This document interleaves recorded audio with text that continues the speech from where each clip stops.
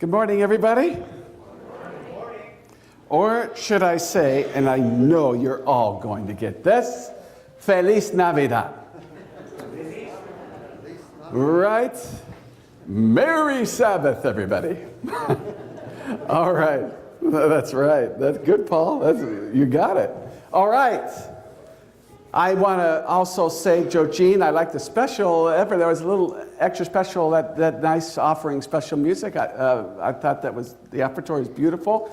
And thank you, Paul, for helping us out as well. All right.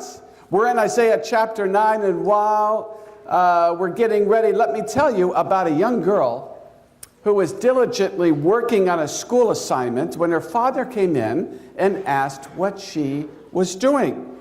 Well, she said, really excitedly, with great ambition in her voice, she said, I'm working on a plan for world peace.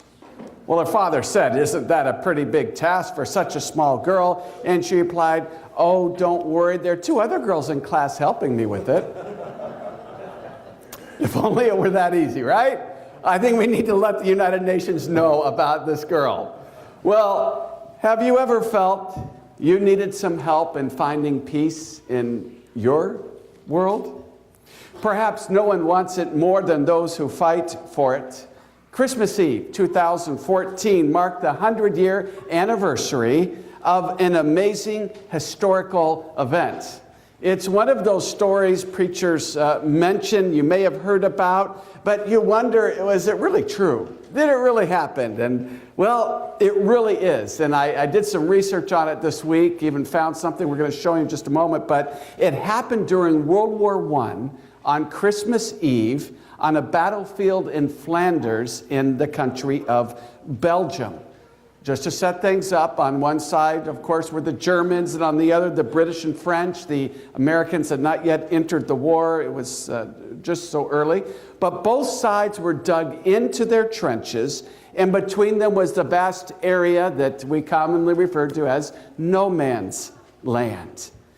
And I believe it was the evening that when this first started, the British looked across that icy, dirt-packed space and were surprised to see little evergreen trees being placed on top of some of the German trenches. And if you go online, there are actually many pictures documenting this event. It's hard to think, they had pictures back then? Yeah, they had pictures back then.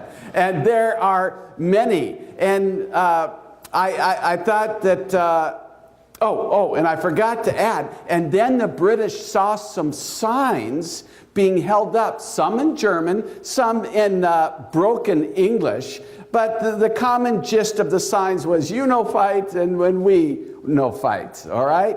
So a group of German officers came out to meet with some British officers, and they agreed to a Christmas truce. Beautiful, no fighting from then until midnight on Christmas Day, a glorious pause for peace. Beautiful. In 2014, a British film company produced a short dramatization. It's not totally accurate. It just gives us the flavor of this historic moment.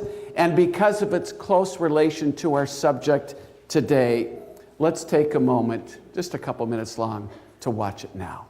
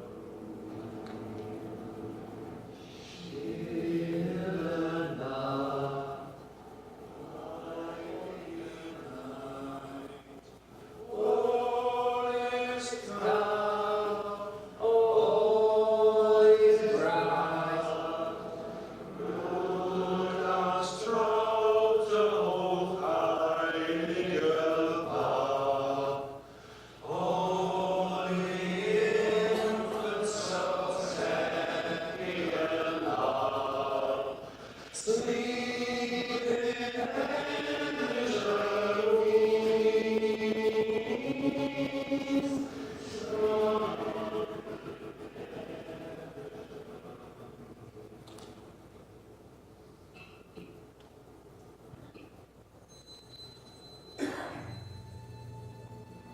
Dritter kommt!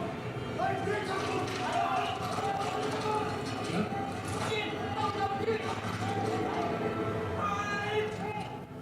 Es liegt bewaffnet!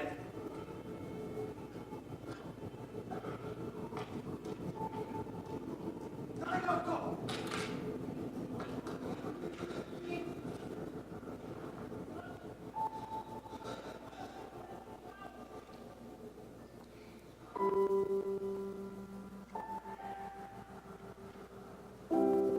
Dankeschön. Mein Name ist Otto. Nichts mit Otto. Für mich. Los, Chica. Ein wirklich schön, schön.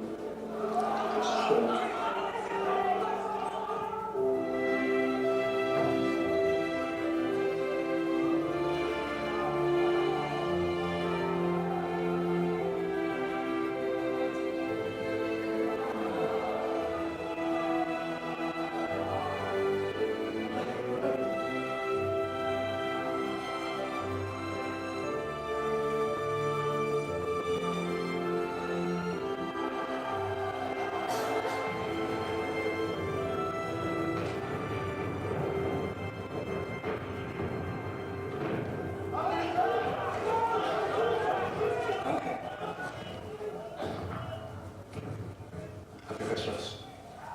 Frohe Weihnachten.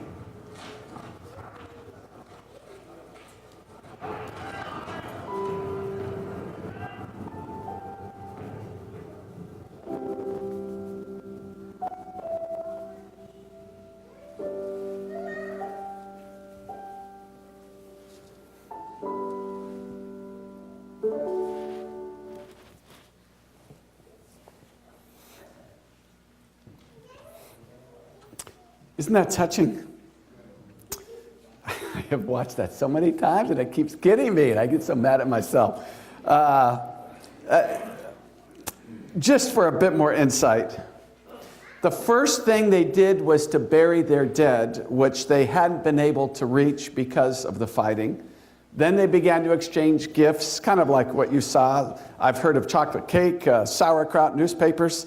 Obviously, it is accurate. Someone did have a soccer ball, but just imagine that right in the middle of a war, enemy combatants that were killing each other a minute ago now have a friendly soccer game in this pause for peace. Someone who was there, a participant in this, wrote a letter that's been preserved. I think it's interesting, his firsthand experience. He said, "What a sight.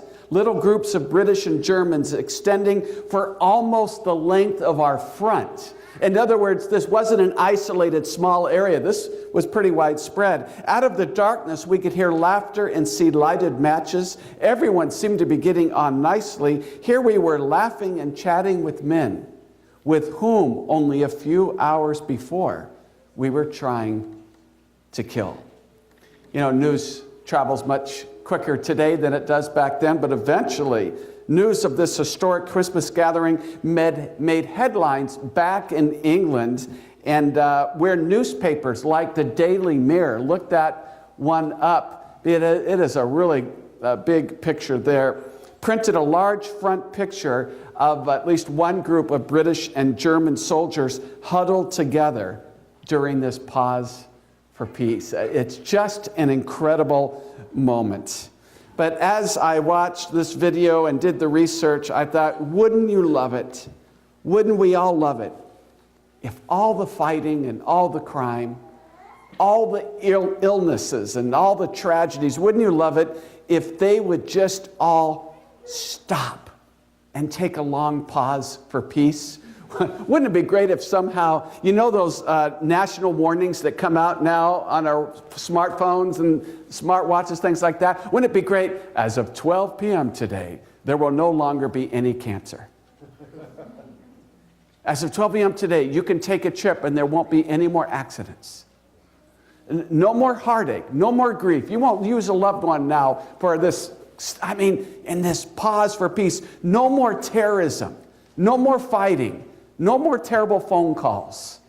That pause for peace would be great just if we could just push that button. But that's exactly the way the southern kingdom of Judah felt back in Isaiah's day.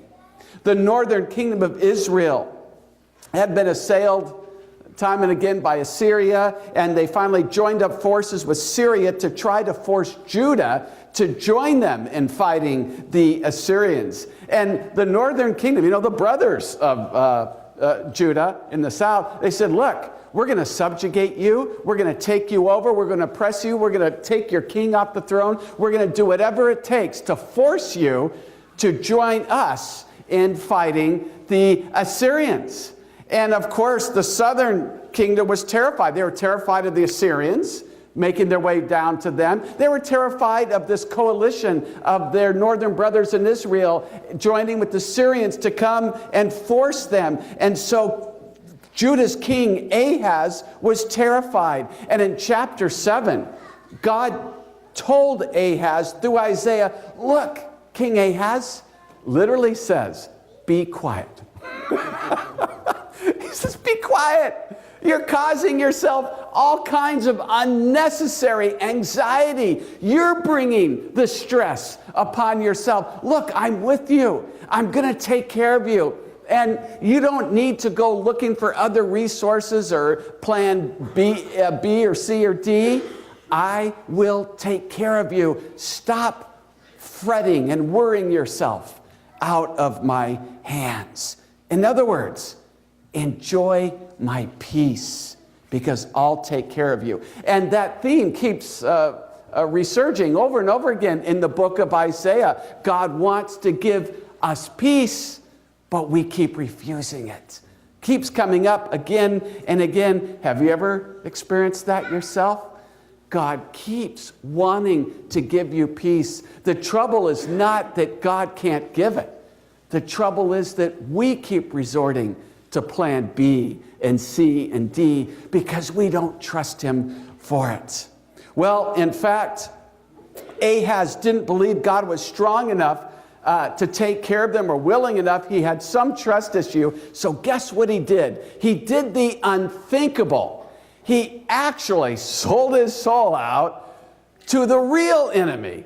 He went to the Assyrians, the ones that everyone was really worried about in the first place, and said, look, I will pay you off handsomely if you take care of my cousins up there in the northern kingdom and their coalition with Syria. I'll pay you off to go take care of them. And the Assyrians thought, oh, really?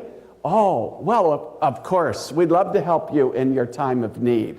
But what were they really thinking? Great. Well, you just made it easier for us to take care of the northern kingdom. Now we could slip in the back door from north to south and work our way down to you there in Jerusalem. So Ahaz didn't do himself any favors at all. But God was saying, look, you've brought all this unnecessary anxiety upon yourself. So you can imagine, King Ahaz is terrified, and all the inhabitants, they get their cues from their leaders. So all the inhabitants of Jerusalem and Judah are saying, well, if the king, the commander of all the Judean forces is terrified, what should we be? Well, we're terrified too. So they have the threat of the Assyrians, the threat of this Syrian coalition coming at them. You can imagine how much the Judeans were in need of a peace that was greater than their circumstances. Oh, if they ever needed peace, it was then. So here in chapter 9, Isaiah is called to give them a message of hope, to restore their trust and peace with God. Let's begin at verse 1 and just imagine all the way through chapter 8, it's nothing but anguish, gloom, and despair. But finally, at the beginning of chapter 9 and verse 1, Isaiah's message is, there will be no more gloom for her who was in anguish. In other words, God is telling us things are going to change. It may stay bad for a while, but God is with us, and he's going to see us through one way or another. And you know, just a peek ahead, God did take care of the Judean kingdom and the 185,000 Syrians. Remember, they were killed in one night. Very interesting, doing some correlated research. Did you know there's an archaeological discovery, and they found what's called, I'm not sure I'm pronouncing it right, the stele of Sennacherib and of Syria, and in it, it mentions all their exploits, and it says, we besieged Jerusalem. It is the only time in all their battles, because they were a mighty, terrible empire, that they mentioned a siege without mentioning a victory. Because God, they didn't say 185,000 of us were wiped out. They would never do that. They were too smart for their propaganda campaign. But God did take care of them in the future, so there'll be no more gloom for her who was in anguish. In times past, the land of Zebulun and Naphtali were in distress. Why were they in distress? Because they were the two most northern tribes in northern Israel. So whenever Assyria came to attack Israel, they had to attack those two tribes first. So it says, no more will they be in distress. All right, but in the future, God will honor Galilee of the nations. And then go to verse 2. The people who walked in darkness then have seen a great light.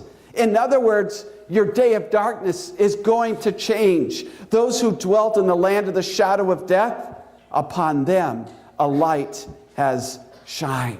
So Isaiah is painting this picture of it may be bad for a while, but the picture's going to change one day. God's going to break through and protect us. Now, what's interesting, we don't need to turn there, but Matthew took the words of this prophecy, of the words we just read, and he reapplies them to Christ.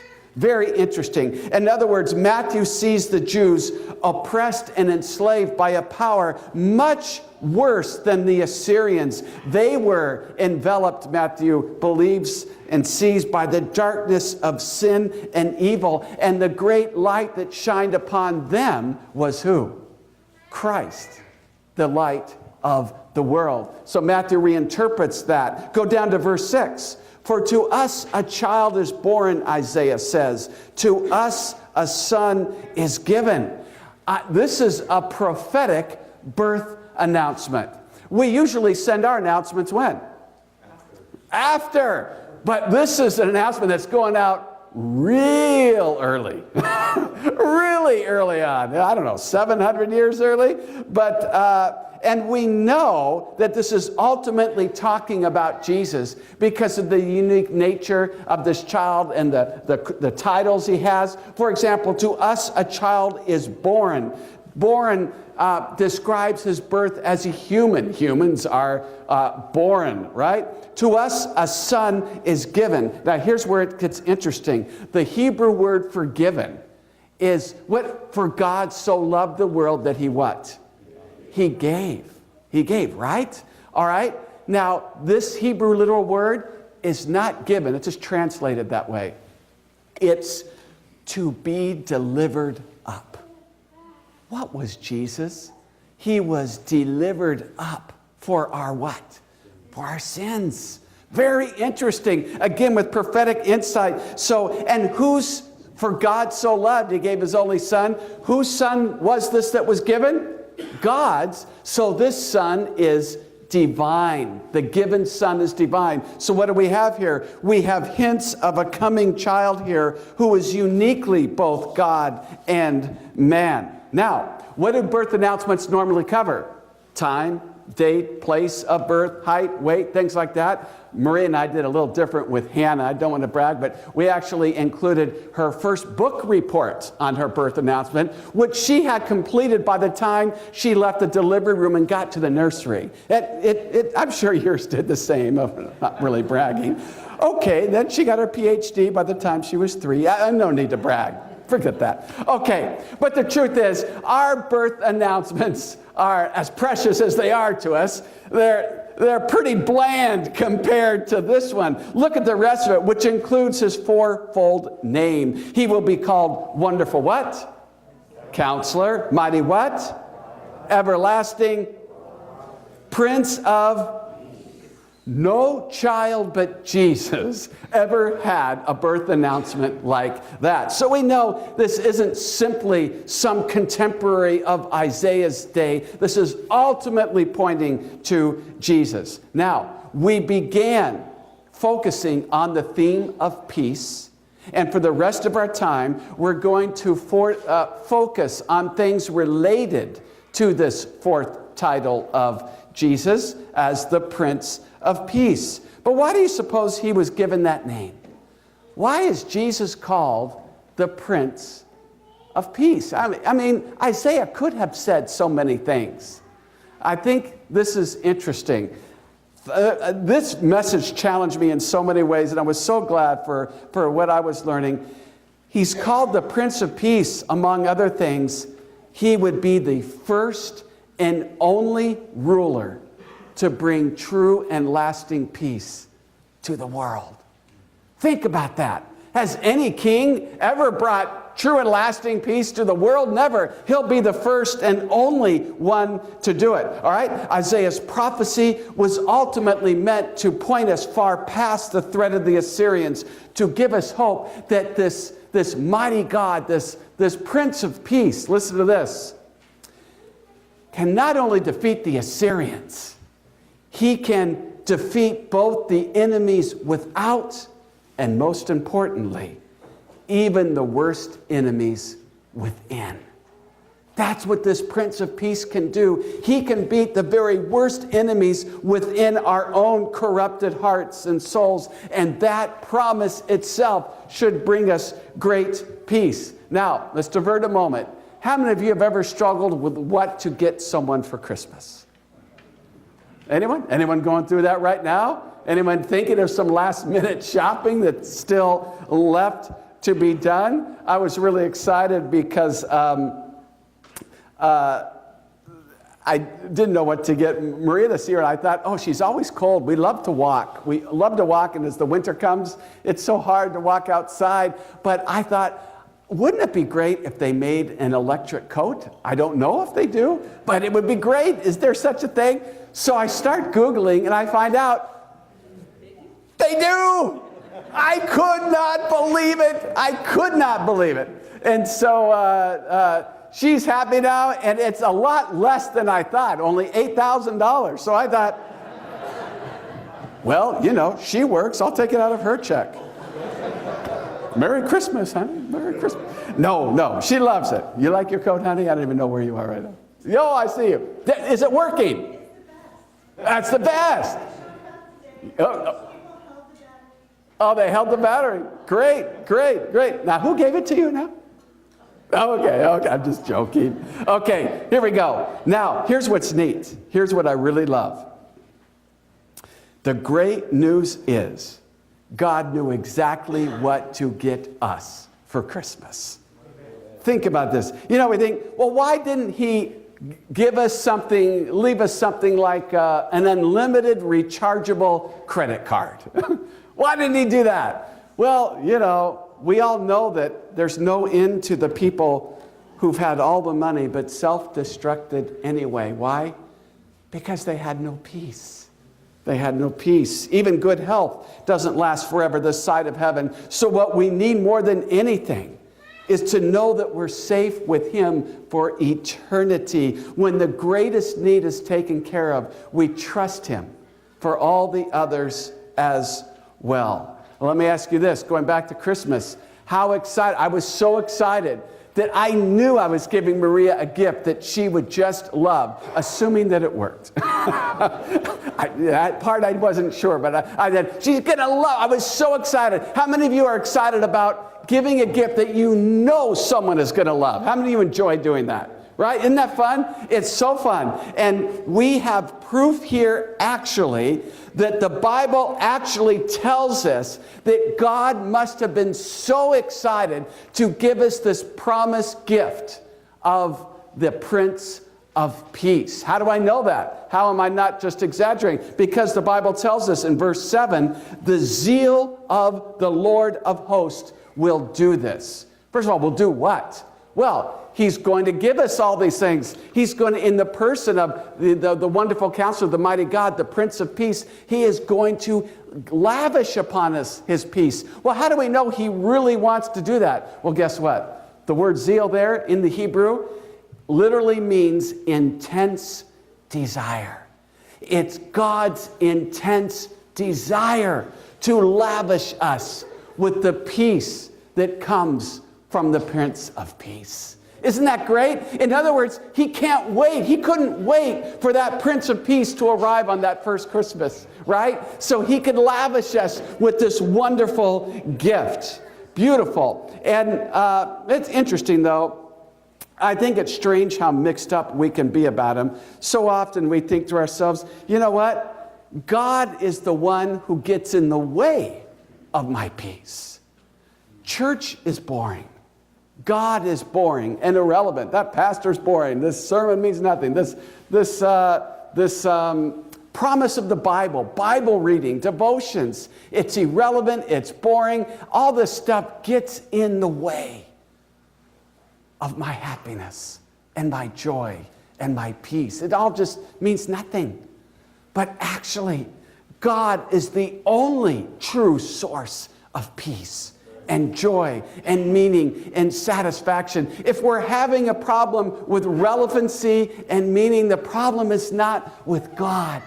The Bible says, at thy right hand are pleasures forevermore. David said, I did eat thy words, and they were found to be both the joy and rejoicing of my heart. All right, please with me now. We're going to keep diving deeper into this theme of peace to one of my favorite verses, Isaiah 26:3. Isaiah 26:3. So we'll move some chapters up. Oh, you've got to memorize this verse. Let's see. Isaiah 26:3, thou wilt keep him in perfect peace, whose mind is stayed on thee, because he trusteth in thee. Trust ye in the Lord Jehovah, for in the Lord is everlasting strength. I love that. It says God will keep us in what kind of peace? I'd like a perfect peace, wouldn't you? How many would like that?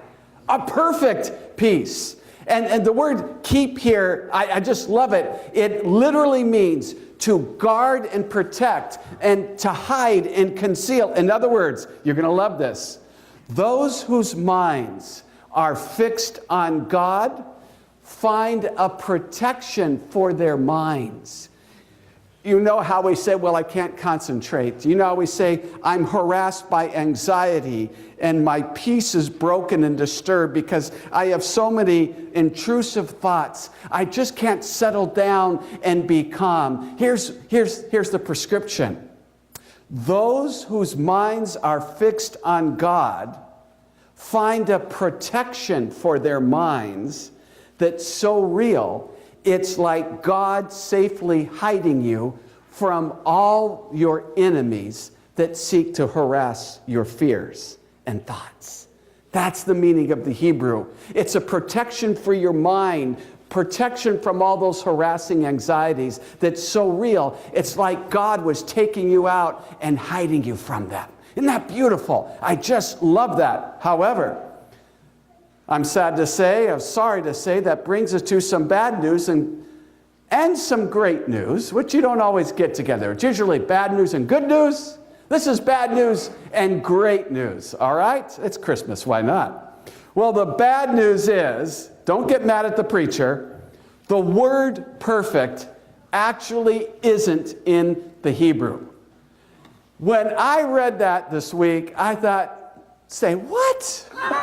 You gotta be kidding. This is one of my favorite verses. I've memorized this for decades, and you're telling me that's not what it really says. No, in fact, it was supplied by the translators. Well, why would they do that? Well, now we'll build up to the great news. Here we go. Sometimes when Bible writers want to emphasize something, they just use an adjective that describes something really good. However, once in a while, like Isaiah, they wrote the word twice. So Isaiah didn't merely write in Hebrew, God will give you peace. He wanted some way to emphasize how great the peace God really was. So he decided to emphasize it by saying, God, literally, God will give you peace.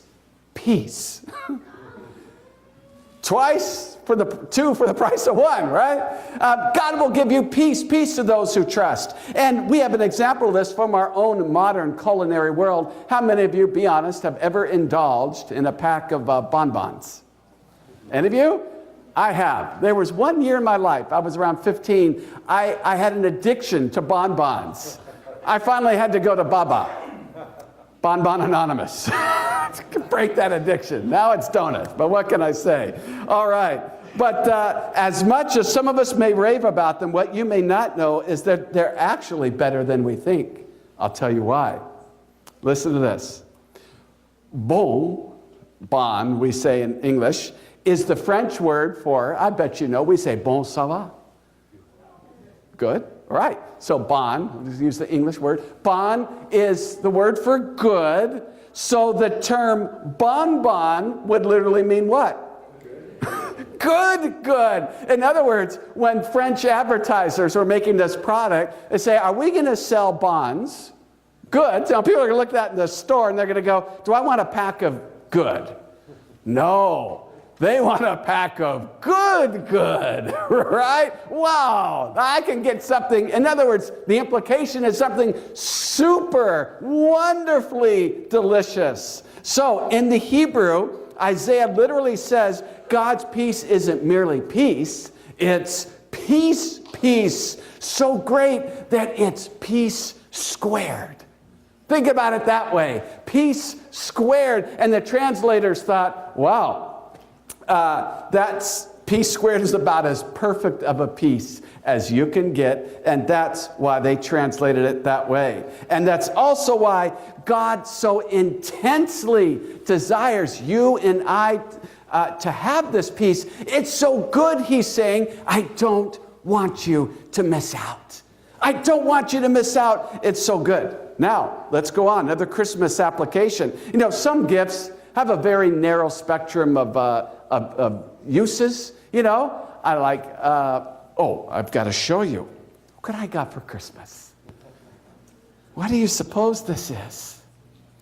Hannah went and had, so beautiful. This is a true Christian tie. As at the bottom is Noah's hugging Noah at his baptism in the baptismal tank here. And then there's Hannah and I at her baptism in a lake in Michigan. And some other things. Of course, beautiful thoughts. We love your daddy. I thought this was some door hardware that I had ordered from Amazon. So I opened it up and I wasn't supposed to see that yet, I guess. But now that I have it, I'm going to wear it. So now, as much as I love this it has limited use, of course. But some gifts have all kinds of uses, and we're really excited. You know, as a kid, did you ever get one of those, what did they call it, those Swiss Army knife? And you said, wow, it can do everything. And you love playing with all the little tools on there. Well, listen to this. You know, and it also made me think of those who remember, you ever watch Home Improvement, this old show, Tim Allen, Tim the Tool Man? I love anything that was the Binford 5000 series. It was just the ultimate. It was just the best. And sometimes, you could do anything with it. The Binford 5000 series spatula not only flips pancakes, but can change your child's diapers and walk your dog. That's the kind of spatula you want. Well, God's peace is such a great gift because it's an all-purpose peace. I love that. You can go anywhere, face anything with it. In fact, one reason I shared the World War I story is because of its setting. That pause for peace occurred occurred in the very last place you'd expect it. And the gift of the Prince of Peace is telling us, look, you and I are going to have situations and circumstances that we find so overwhelming, and they are. They really are. They're terrible. They're overwhelming. They're not humanly copable. But with my gift of the Prince of Peace, you're going to find yourself coping in the times that you'd least expect that you'd be able to make it, but you will. Because God gives us peace in the most unlikely of circumstances. That's how great his peace is. It's a peace that really, truly works. All right? Now, I know that this sounds great, and always the question I ask myself, so I can only assume you ask it when I hear preaching, I always say, okay, but can you help me really grasp this more so a little more practical so I could grasp it even better? All right, in other words, how can I have this peace, this gift of peace? And well, my question back to you would be, first of all, how do you get any gift? You what? You just what? You just receive it or accept it. You accept it. And you know how simple it really is? Listen to this. To accept Jesus is to accept his peace. It's as simple as that. And you know this by heart. Oh, this really blew me away this week. And I said, why didn't I catch on to this years, decades ago? In John 14, Jesus says, true or false, peace I give unto you. Is that good news? All right. But it gets even better than that. Jesus not only said, peace I give unto you, he did us better. He said, do you remember? My peace I give unto you.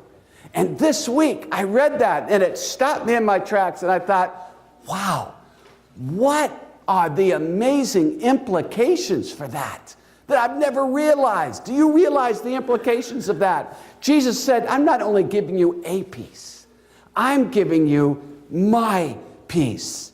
The very peace that helped Jesus withstand more than any of us will ever have to face. That very same peace he offers to us. His peace, the peace that got him through his very own, is offered to us. How sweet is that? That's wonderful. That blew my mind. Jesus is saying, I'm offering my peace. The peace that guards my heart and mind through the worst, I'm offering that to you. To every one of us. How many of you are excited about that?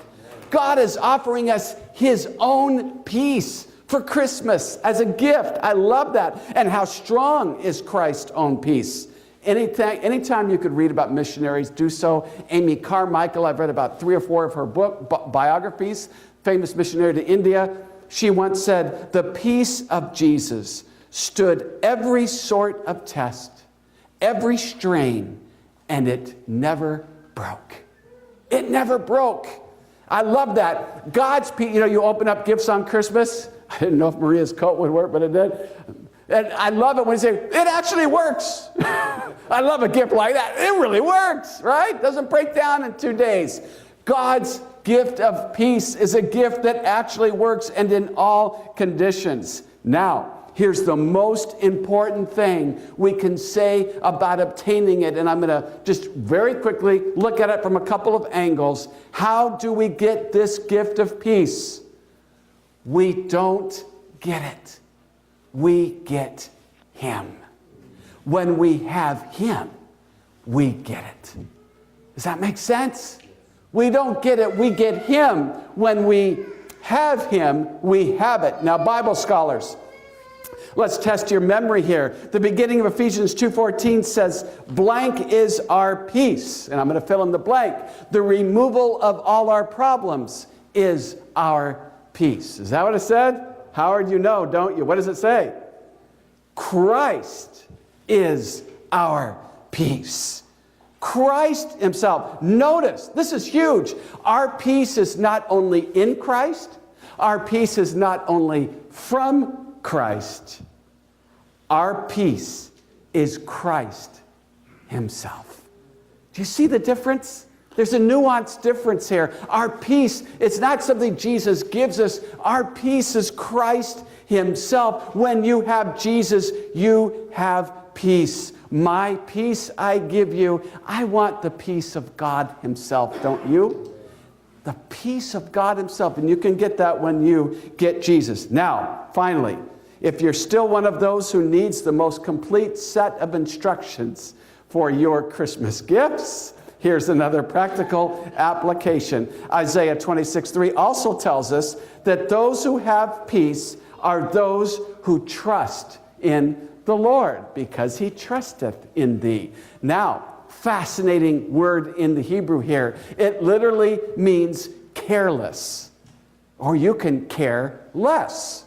Now, why would we want to do that? Well, when you're worried about something, you care about it, overly so, right? But when you're not worried about anything at all, you what? Care less. And so that is the word here. When you trust in God, you care less. Here's an example. It means to lean upon something with so much confidence that you have no doubt or fear. When I sit in my office chair at home, I don't sit down slowly, unless my back is hurting. I don't sit down slowly because I'm afraid, oh no, it's going to fall apart. It's going to explode on me. It's just so brittle. No, because I trust that it can do the job, right? And so Jesus is saying that when you come to me with all your cares, come and sit on my lap, pour them all out. I can bear their weight. And when you give me the weight, when you care less about your worries, you give them to me, you will care less, because I'm taking the weight of your worries, and in exchange, I take the weight, you walk away free and light and easy with nothing but perfect peace. That's the picture that Isaiah wants us to keep in mind. How many of you have ever watched the Charlie Brown Christmas special? For those of you close to my age, I could tell you, if you haven't, you've only had about the past 50 years to do so. It is a perennial program. Every year, and even in this age where religion is downplayed and they don't like showing it, well, there is very explicit mention of Christianity, even Bible text we'll see in a moment on that show. But there's a special moment in that animated TV special that's so easy to miss. However, don't, because for the Christian, it's so significant and relevant to what we're winding down here with today. It seems that the very committed Christian creator of the Peanut Strip, who was he? Charles Schulz, was a very committed Christian, very much so. And I believe he wanted to send a vital message of the kind of faith that results in peace from our fears. So listen to this. All throughout that Christmas special, the Peanuts characters persist in trying to separate Linus from you-know-what. His what? His blanket, of course. And even though his security blanket remains a major source of ridicule, he simply refuses to give it up until the climactic scene when he tells the story of Christ's birth. It's beautiful. And just when he says the words of the angel to the shepherds, "Fear not," he drops the blanket. A lot of people, it's easy to miss. The message is clear. Charles Schulz was so subtly but clearly trying to tell us something. The birth of Jesus, the entrance of the Prince of Peace into this world and into our hearts, separates us from our fears. It separates us from our fears. In fact, we allow so many things to rob us of our peace because we've placed more value in them instead of Jesus. But when Jesus becomes the greatest value, then we're free to drop all the false securities we've been clinging to and cling to the Prince of Peace instead. You know, some are tempted to believe that if they weren't Christians, Satan would stop attacking and they'd have peace again. Ever been tempted to believe that? But the truth is captured by one theologian who said, the seeming peace a sinner has is not from the knowledge of his happiness, rather the ignorance of his danger. That leads us to one final piece of good and bad news. As difficult as it is for me to say this as your pastor, I have to say it because it is the truth. If you're still trying to make peace with God, I'm very sorry to say it's too late. It's the truth. If you're still trying to make peace with God, it's much too late for you, but not too late for God, because He's already made peace for you through the life, death, and resurrection of this Prince of Peace. Isn't that great? We're worried, God, I'm still trying to make peace. God, I've got to do more of this. God, I've got to do less of that. God, I've got to manage my sin better. I've got to be a better sin management behaviorist. No. You need to go to Jesus to accept all that He offers, and then you'll have peace. What's left for us to do then? If it's too late for us to make peace with God, and God has already made the peace for us through Christ His Son, what's left for us to do? To accept, to enter into that peaceful rest that comes to those who receive His gift. Peace then is not the absence of trouble, it's the presence of Christ. Won't you open up to His presence today? And when you have Him, you'll have all the peace you need for everything else. There's a beautiful hymn that includes some beautiful references to the peace of this